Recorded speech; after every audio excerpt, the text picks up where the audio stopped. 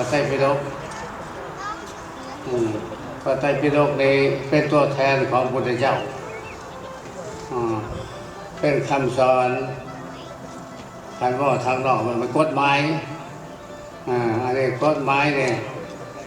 แต่ก่อนนะมันมีแต่สองไตรผมไม่ได้พระสูตรพระวินัยต่อมาเพิ่มก็แล้วเอาพระอภิธรรมเนี่ยออกจากพระสูตรเลยจะว่าเป็นสามมาเลย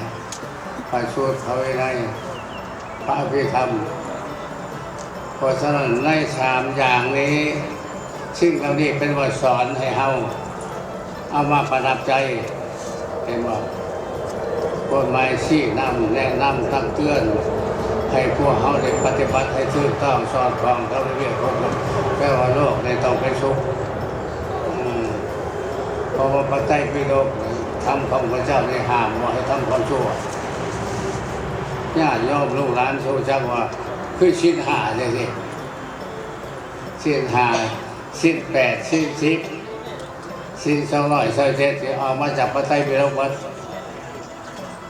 แต่บ่มีพระพุทธเจ้าบ่ทันมี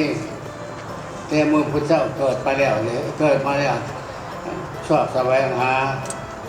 ทำแล้วพอไปบวชไปยังตรัสรู้แล้วนะบรรลุธรรมแล้วแต่วิทย์เป็นวิชิโบสอนไทยนะ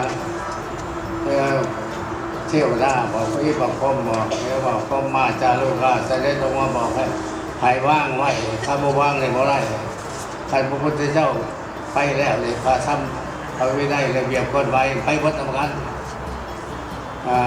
ก็จะวางใส่ให้หมดแต่ที่พวกนี้เขียนใส่ใบไม้เขียนใส่ใบไม้เนี่ยเป็นใบลาน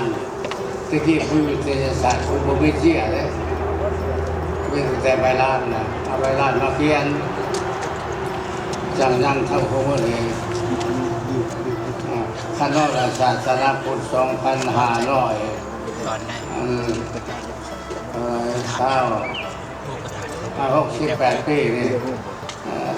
หลายแนวมันโตเสียหายก็ไม่เติมเขาก็ไม่หลายพวกแล้วแบบพอผลผลิตในพันธุ์ศาสนาอื่นอิสาริษยาเพราะฉะนั้นเรามาอยู่นี้เรากำลังอาศัยคำสอนของพระพุทธเจ้าให้เราปฏิบัติดีปฏิบัติชอบถูกต้องสอดคล้องกับระเบียบของกันนะเราจะทำมันนั่นนำกันได้เราจะการพัฒนาการเล่าตะกี้บุมีในการสร้างวัดเวลาไปตัดสรุปเนี่ยไม่บวชแล้วไปอยู่ตามป่าตามลงบุมาพ้นไปแล้วมาทุบเชี่ยของผมมีผู้เชี่ยกินรถโพธพะที่เรียกมันปกติคือยังมีวิทยาศาสตร์โชว์ที่เรียกเกิดขึ้นหลายความอยากหลายระเบียบทำของพระเจ้าในต่ำลงแต่ก็ได้สูงอยู่ในต่ำลงย้อนว่าท่านทั้งหลายที่ได้นำคนใครดูน้ำเจี๊ยน้ำซอเลยเป็นบันทึกให้เขาให้เขาพูดให้เขาอ่านให้เขาเห็นให้เขาจักให้มีสติปัญญาสิ่งที่วิสลาดผู้แช่ชีวิตตัวเองให้ตลอดให้เข้าใจว่าเขาเกิดมาเพื่อยังเป็นยังมันจะเกิดมาแล้วเป็นยังเฒ่าเป็นยังจังแก่เป็นยังเจ็บเป็นยังจังตายเลยอ่านเรื่องตามพระไตรปิฎกเป็นบอกอย่างนั้นนะเพื่อจะให้เขาได้รักษาความดีไว้ในตัวของเขาให้พ้นออกจากโลกอันนี้บ่หามาเวียนว่ายตายเกิดในวัฏสงสารบ่ให้มาเบียดกันบ่ให้เป็นโซ่สงครามฆ่าฟันกระแทงกันอิสาริษยากันนี่กำจัดทิ่มแต่เฮายังเห็นบ่ได้เฮามานั่งสิก็ถือว่าดีสำนึกยังบ่แม่น100%ไปให้100%พอได้อรหันต์ใครปฏิบัติชอบสืบตามวินัยระเบียบคำสอนนี่แปลว่าเป็นอรหันต์ได้ไม่ออกก็เป็นได้เขาออกก็เป็นได้ผู้ว่าก็เป็นได้การเอามาปฏิชอบซื้อต้องเจ้าของปวดเท่าไรก็บอกเป็นเอาซื้อแต่น้อยก็เท่าก็บอกเป็นไม่จะว่าให้มีสิ่งประดับใจของเขาเลย เพื่อให้อยู่ร่วมกันโดยสันติตัวอย่างคือเช้าสร้างศาลาเนี่ยสิก็เลิกคำสองที่วันสามัคคีสามัคคานังตะโพโชโกเทวาถ้ามีความสามัคคีเป่าเปลี่ยนกันเฮ็ดยังก็ได้วันเดียยากนี่เพราะฉะนั้นเขาทั้งหลายขอบใจนำลูกนำหลานได้มีเจตนาศรัทธาซื้อพระไตรปิฎกมาไว้แต่เขาบอกเองเลยบอกให้มันนอนในตู้ให้พากันไปอ่านชักอ่านแล้วออกแก้ไขบทต้นกับมาผู้ว่าพวกนี้ผู้ลงผู้นอนพระเจ้าเยี่ยนมาเต็มมาตาเต็มเจ้านี่ทานเท่าแล้วผู้ปไหนรุ่นน้อยค่อยลงความผู้ความชื่อความจำก็ผู้คือเก่าเป็นยังจะเป็นสั้นผู้แล้วว่าสังขารไม่รอดสังขารพระเป็นเข้าหาบ้านทำข้ามข่าวคนซ้ำขานบ้านเจ้าวิบ่ตัวนี้แล้วลูกก็โอ้ยนำก็โอ้ยลูกร้านที่เท่ากันกันไม่ยื่นขึ้นอาคารเก้าสิบเนี่ยที่หู้กันว่าที่นักที่เบาเท่าไรกูจังเรื่องผลกรรมตัวนี้ของไปของมันถ้าผู้ได้กรรมน้อยก็ไปสำเร็จถ้าผู้ได้กรรมนักก็ไปยากนอกที่ชาติหมอนเนี่ยมันต่างกันเลยเพราะว่าเขาจะมาเกิดที่ก็เป็นคนกรรมพม่าก็ได้คนกรรมที่ใช้เวลาเขาเป็นบรุษเด็กมันเขาเคยได้ทำอะไรแต่เนี่ยมันมาตอบสนองเขาตามตำราคนว่ากันคนบุกิโตพอท่านลูกหลานเท่าไหร่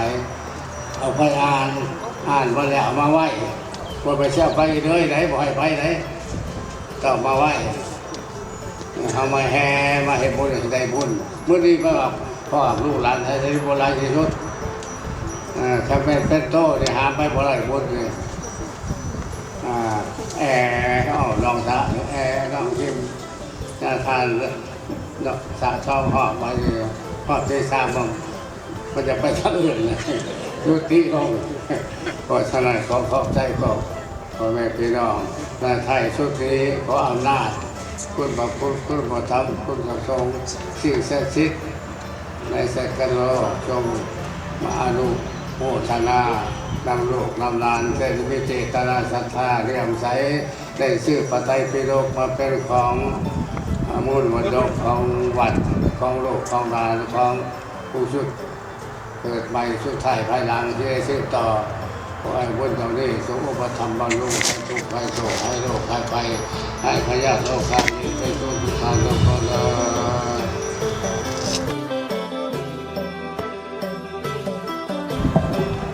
น้อยขอกราบคารวะน้อมนมัสการ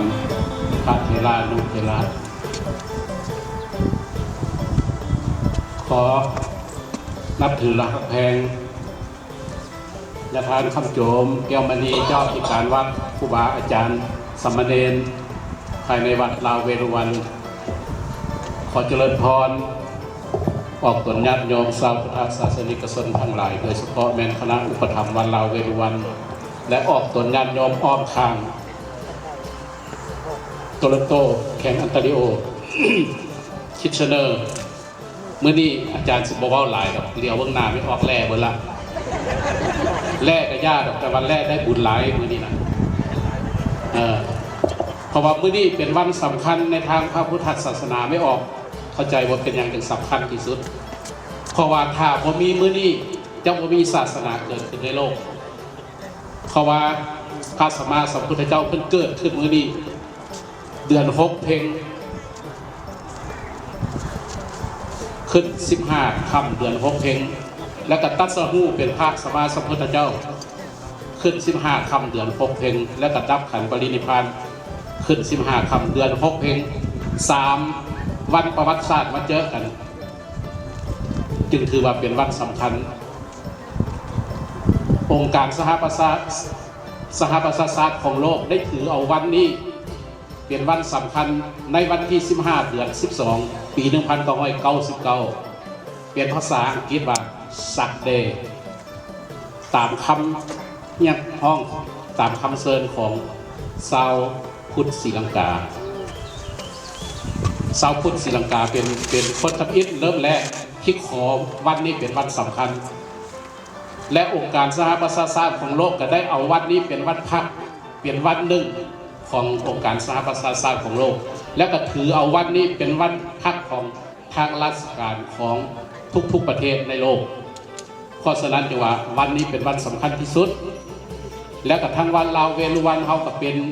นิมิตหมายอันดีที่สุดปีนี้ที่ได้อัญเชิญเอาพระไตรปิฎกซึ่งเป็นตัวแทนของพระสัมมาสัมพุทธเจ้า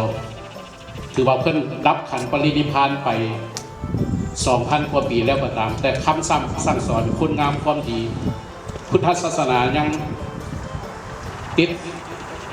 ต้อยห้อยตัวของเขาถือว่ามาอยู่ต่างประเทศศาสนากันยังมานำเอาข้อสนัดศาสนายังบ่ทันช่วยคนเขาช่วยเห็นบอกเพิ่นป่วยไว้ในสังกัดหลวง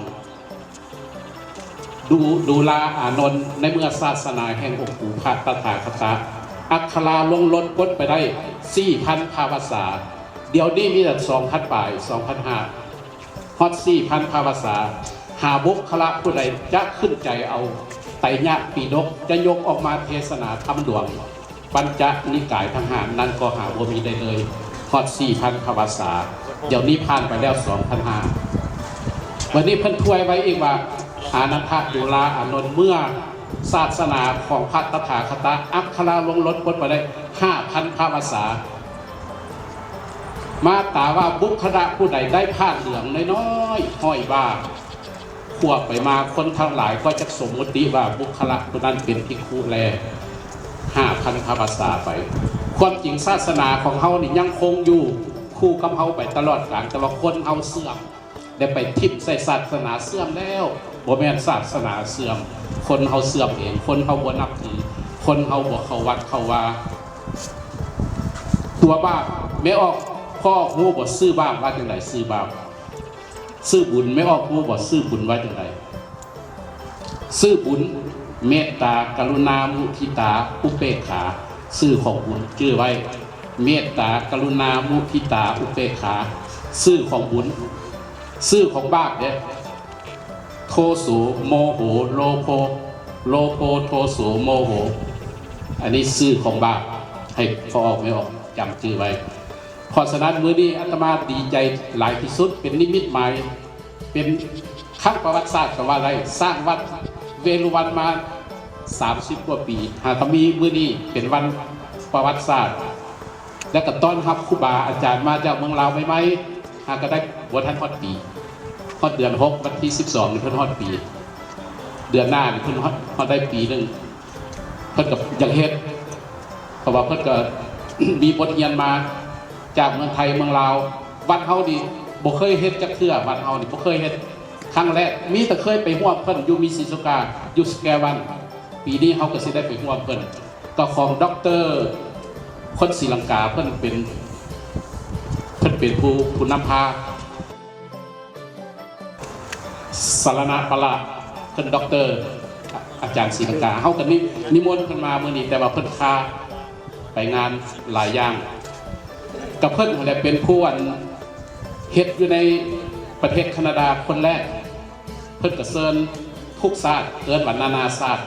วัดเฮาก็ไปร่วม 3-4 เทื่อนะปีนี้ก็สิไปวันที่23แม่นบ่พอวิสิตวันที่24เฮาสิได้ไปร่วมเพิ่นเพราะฉะนั้นมื้อนี้อาตมาดีใจหลายที่สุดออกตนคิดว่าพ่อไม่ออกสิบ่มาหลายปานนี้ได้เว้านำครูบาโอ้บ่งามปานนี้ดอกยันไม่ออกมาถ้าว่าฮู้ไม่ออกสิมาเฮ็ดหลายกว่านี้ปีหน้าเฮาสิงามกว่านี้อีกจัดใหญ่กว่านี้อีกสิเชิญเจ้าเมืองพุ่นแหละมาแต่ว่าท่านอาจารย์ด็อกเตอร์เพิ่นเชิญเจ้าแขงได้ไปแต่ละปีเจ้าเมืองมีศรีสุกาอยู่สแกวันเพิ่นเฮ็ดพระสงฆ์สามเณรนานาชาติเวียดจีนไปเบิดเพราะฉะนั้นมื้อนี้อาตมาดีใจหลายที่สุดออกตนคิดว่าพ่อไม่ออกสิบ่มาหลายปานนี้ได้เว้านำครูบาโอ้บ่งามปานนี้ดอกยันไม่ออกมาถ้าว่าฮู้ไม่ออกสิมาเฮ็ดหลายกว่านี้ปีหน้าเฮาสิงามกว่านี้อีกจัดใหญ่กว่านี้อีกสิเชิญเจ้าเมืองพุ่นแหละมาแต่ว่าท่านอาจารย์ด็อกเตอร์เพิ่นเชิญเจ้าแขงได้ไปแต่ แต่ละปีเจ้าเมืองมีศรีสุกาอยู่สแกวันเพิ่นเฮ็ดพระสงฆ์สามเณรนานาชาติเวียดจีนไปเบิดเพราะฉะนั้นมื้อนี้ท้ายที่สุดนี้อาตมาขออวยไซให้พรออกตนญาติโยมที่มาร่วมในงานวิสาขบูชานึกขึ้นปรารถนาอันใดที่ชอบประกอบด้วยธรรมขอให้สิ่งนั้นจงประสบผลเว้นเสียซึ่งอบายยภูมิทั้งสี่คือเปรตนรกอสุรกายและสัตว์เดรัจฉานขอให้ทุกท่านมีสุขภาพเข้มแข็งมันยืนตลอดขอเจริญพร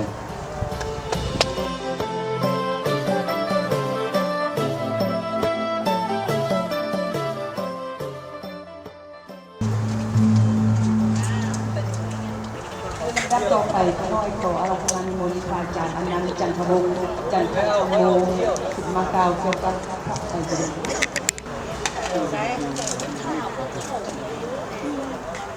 ขอน้อมไว้แด่คุณพระศรีรัตนตรัย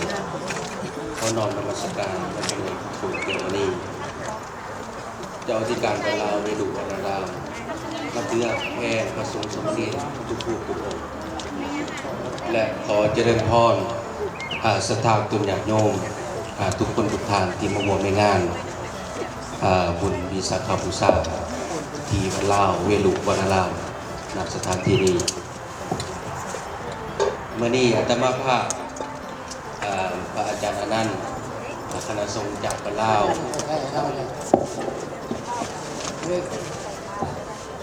จะมาให้ความหมายความสำคัญของพระไตรปิฎกที่พวกเฮาได้แห่และก็ได้สื่อมาถวาย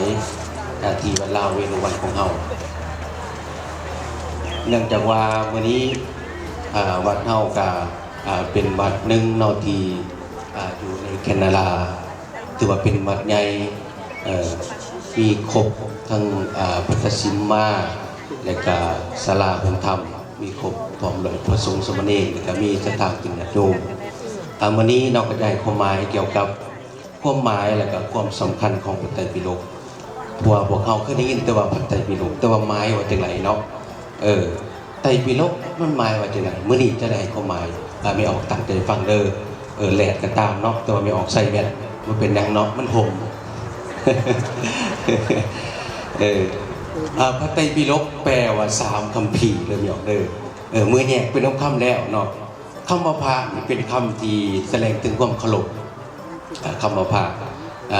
แสดงถึงความเคารพหรือว่ายกย่องแล้วก็คำว่าไตรคำว่าไตรแปลว่า3เนาะแต่ว่าปิฎกคำว่าปิฎกแปลได้2อย่าง1แปลว่าคัมภีร์หรือว่าตำรา2แปลว่ากระจาดหรือว่ากระตากระตาที่มีออกมาจากหันนี่แหละใส่อาหารตะเกียบนี่แหละที่แปลว่ากระตากระจาดหรือว่ากระตาก็ย้อนว่าพิธีรวบรวมคำสั่งสอนของพระพุทธเจ้าไว้เป็นหมวดเป็นหมู่บ่ให้กระจัดกระจายไข่คือกระตาที่ใส่บรรจุสิ่งของนั้นเป็นที่เอื่นว่ากระตาเนาะดังนั้นพระไตรปิฎกจึงหมายความว่าคัมภีร์ที่รวบรวมหรือว่ารวบรวมคำสั่งสอนขององค์สมเด็จพระสัมมาสัมพุทธเจ้าบ่ให้กระจัดกระจายเปรียบเสมือนกระตาที่เป็นบอนใส่ภาชนะสิ่งของนั่นเองซึ่งมี3หมวดใหญ่ๆเนาะก็คือ1แม่นพระวินัยปิฎกพระวินัยปิฎกพระวินัยปิฎกนี่มี 21,000 พระธรรมขันธ์หรือว่าคำสอนซึ่งแบ่งออกเป็นคัมภีร์เนาะ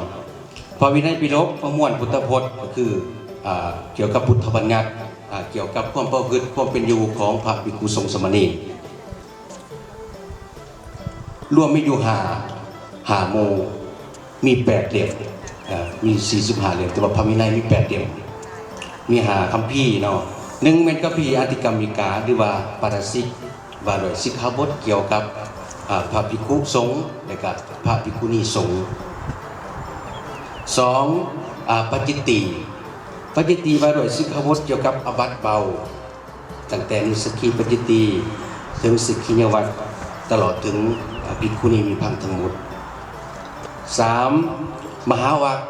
ว่าด้วยสิกขาบทนอกปฏิโมกข์10คันตกาหรือว่า10ตอน4จุลวรรค ว่าด้วยสิภวัตนอกปฏิโมกข์ตอนปลาย12 คันธกะหาปริวารคัมภีร์ประกอบหรือคู่มือบรรจุคำถามคำตอบสอบความรู้อันนี้แม่นหาคัมภีร์ใหญ่ๆในพระวินัยปิฎกต่อไปแม่นพระสุตตันตปิฎกมี 21,000 ปฐมขันธ์พระสุตตันตปิฎกแม่นประมวลพุทธพจน์หรือว่าหมวดพระสูตรหรือว่าปฐมเทศนาคำอธิบายต่างๆที่ได้ตรัสสอนแก่พระสาวกและให้เหมาะสมกับบุคคลตลอดจนถึงบทประพันธ์เรื่องเล่าและเรื่องเล่าทั้งหลายตั้งแต่เข้าเริ่มในพระพุทธศาสนามีจำนวน25เดียว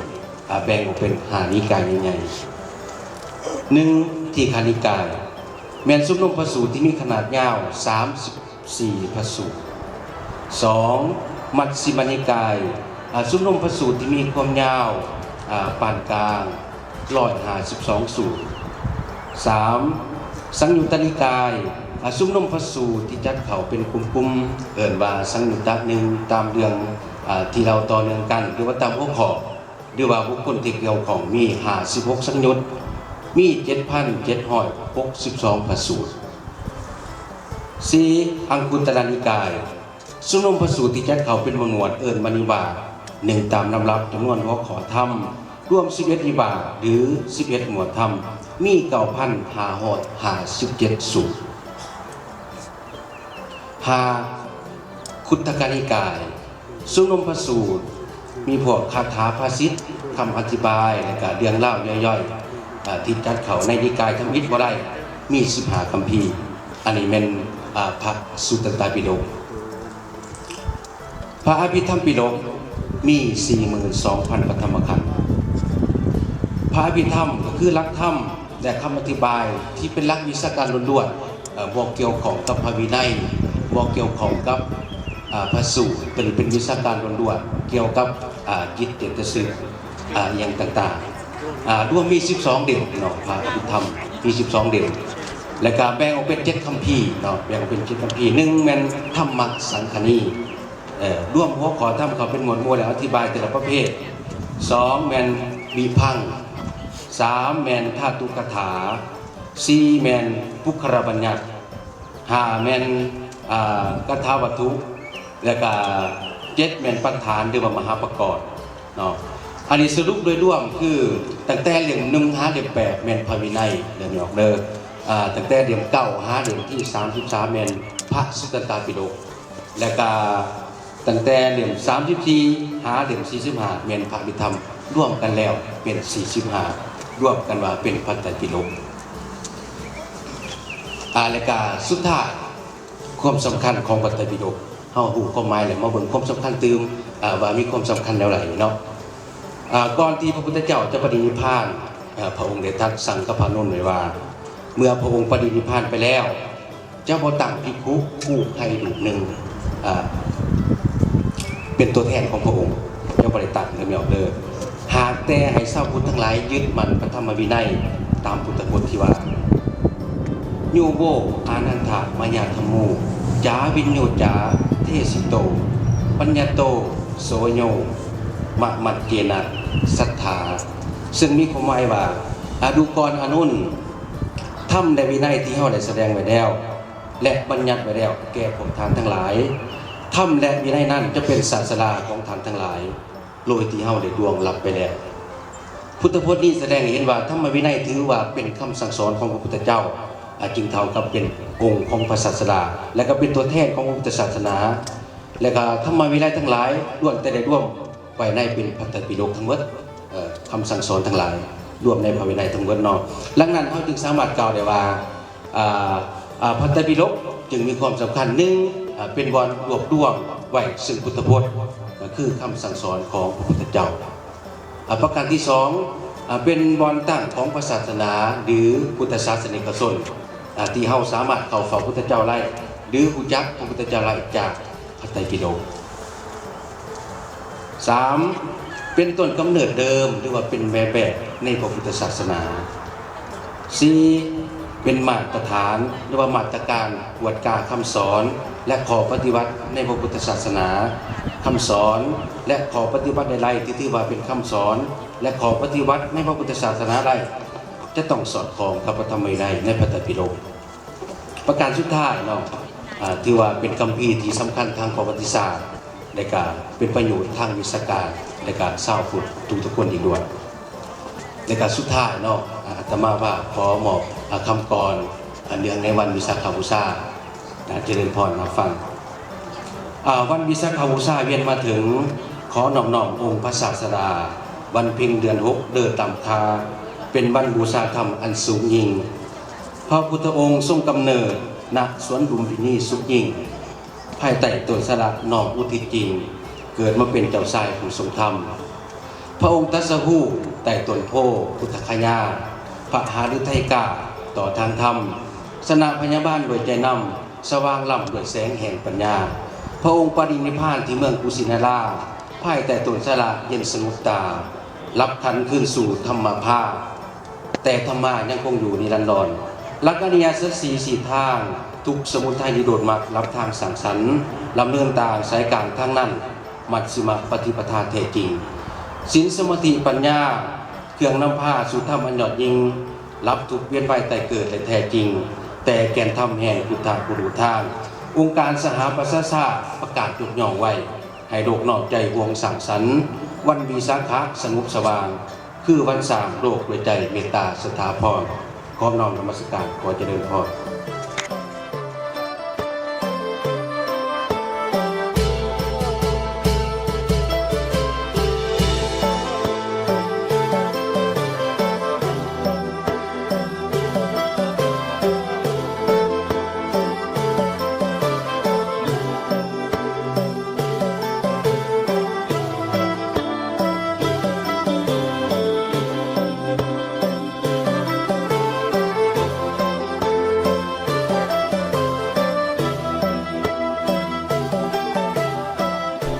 คุณพระศิรัตนตรัย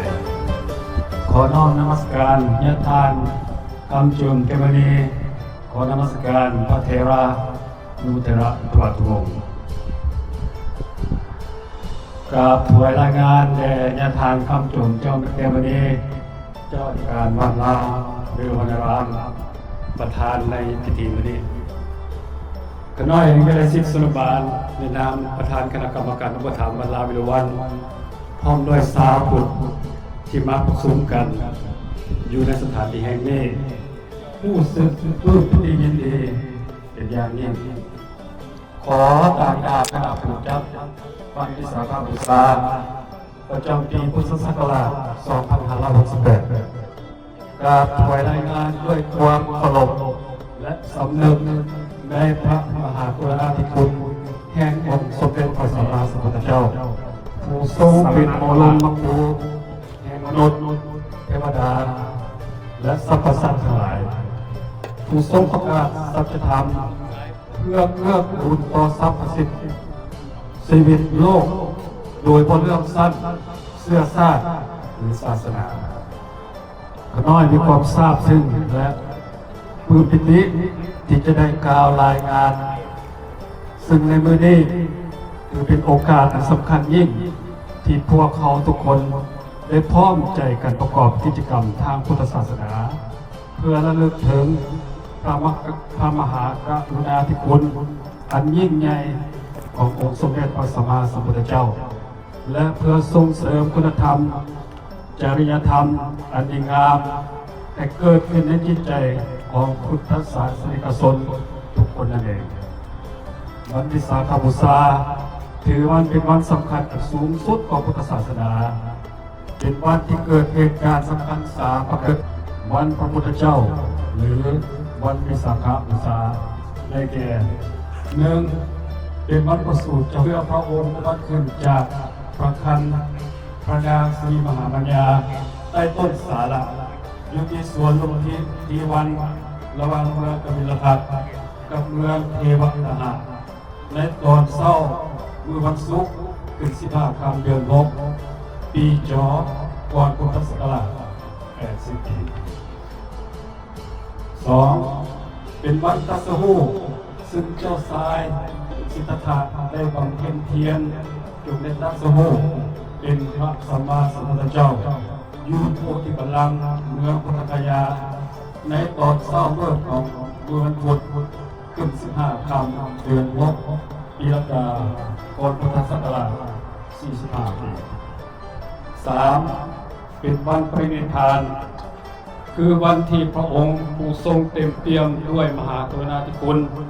ผู้เป็นที่เคารพยิ่งของชาวพุทธเมื่อพระองค์ได้ทรงดับสังขารปรินิพพานอยู่ที่สารวะโนทยานเมืองกุสินาราในวันอังคารขึ้น15 ค่ำเดือน6 ปีมะเสง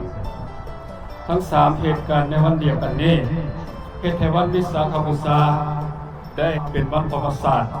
แห่งศาสนาโลกและในปีพ.ศ. 2542 องค์กรสหประชาชาติหรือ UN ได้ประกาศให้วันวิสาขบูชาเป็นวันสำคัญของโลกหรือวันวิสาขบูชาโลกแสดงให้เห็นถึงความสำคัญและอิทธิพลของพุทธศาสนาที่มีต่อสังคมมนุษยชาติในระดับสากลการจัดกิจกรรมในวันวิสาขบูชาเป็นการถวายเป็นพุทธบูชาเท่านั้นแต่ยังเป็นการส่งเสริมให้ประชาชนทุกเพศทุกวัยได้หันมาให้ความสำคัญกับหลักธรรมคำสอนของพระพุทธองค์โดยเฉพาะหลักอริยสัจสี่ไตรสิกขาและหลักพรหมวิหารธรรมซึ่งถือเป็นแนวทางในการดำเนินชีวิตอย่างมีสติมีเมตตาและรู้จักระวางละวางจากความยึดติดเพื่อให้เกิดความสุขที่แท้จริงแก่ตนเองและสังคมกินด้วยการใส่บาตรถวายทานในภาคเช้าส่วนในภาคบ่ายได้มีการแห่พระไตรปิฎกฟังธรรมเทศนาธรรมคาถาของ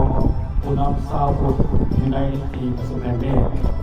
รวมทั้งการบำเพ็ญสาธารณประโยชน์ต่างๆซึ่งล้วนแล้วแต่มีวัตถุประสงค์เพื่อให้ผู้เข้าร่วมเกิดความรู้ความเข้าใจและความเลื่อมใสในศรัทธาในพุทธศาสนารวมถึงส่งเสริมจิตสำนึกแห่งการเป็นพุทธศาสนิกชนที่ดีนั่นเองแต่น้อยในคณะผู้แทนคณะผู้จัดงานขอการรายงานและการจัดกิจกรรมในวันวิสาขบูชานี้ได้รับความร่วมมือจากหลายภาคส่วนไม่ว่าจะเป็นคณะสงฆ์คณะกรรมการอุปถัมภ์คณะพุทธสตรีและชาวพุทธทุกขนาดซึ่งมีความตั้งใจในการสืบสานพุทธศาสนาและดำรงไว้ซึ่งประเพณีอันดีงามของชาวลาว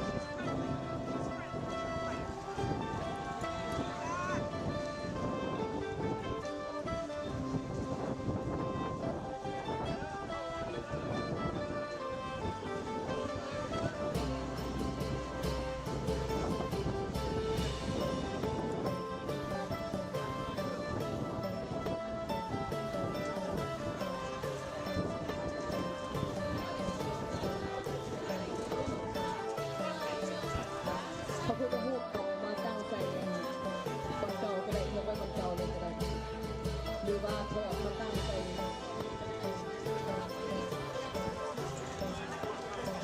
สุดจริง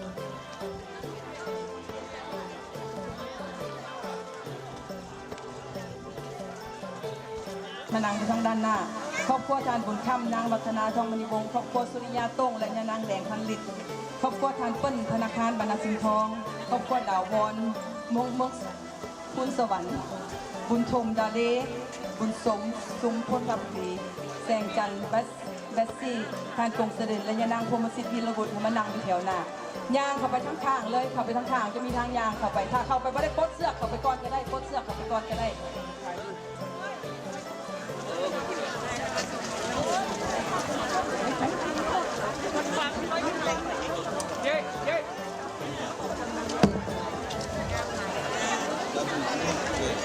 ดีดกสา$50นั่นมันนั่งร้องลงไปหลังจากเจ้าภาพเมนเจ้าภาพนั่งเล่นแถวกันทางหน้าและสำหรับยางลงมาทางแรกการเป็นนี่ให้ยางเข้าไปทางข้างมาทางข้างบางทีมันในวันจะจัดอีกเทื่อนึงสำหรับการเขานั่งอย่างสบาย